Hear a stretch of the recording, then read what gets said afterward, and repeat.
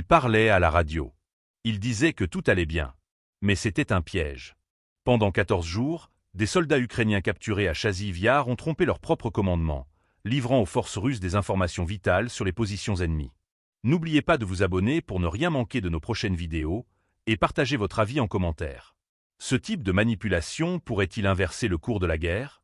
C'est ce que révèlent aujourd'hui les parachutistes du 331e régiment aéroporté de la Garde, rattaché à la 98e division d'élite russe. Selon leurs déclarations relayées par l'agence RIA Novosti, les prisonniers ukrainiens auraient activement collaboré à la progression des troupes russes dans les ruines stratégiques de Chaziv Yar. Par radio, ils auraient transmis des messages rassurants, laissant croire à leurs supérieurs que la situation était stable, que la ville était sous contrôle et que la résistance tenait bon. Une désinformation qui, selon les militaires russes, a permis un nettoyage méthodique des bâtiments encore tenus par les forces ukrainiennes, facilitant leur chute.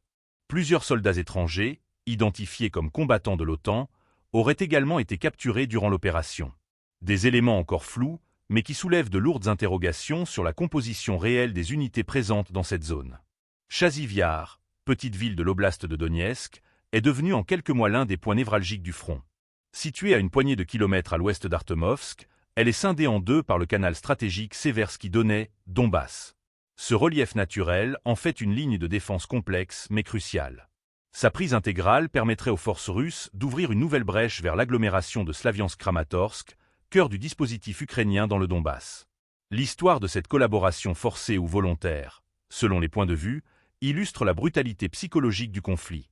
Manipulation, leur radio, stratégie de démoralisation. La guerre se joue aussi dans l'ombre des ondes, là où l'information devient une arme aussi puissante que les missiles. Cette révélation s'inscrit dans une série de témoignages et de rapports qui montrent une évolution notable dans les méthodes de guerre utilisées dans la région.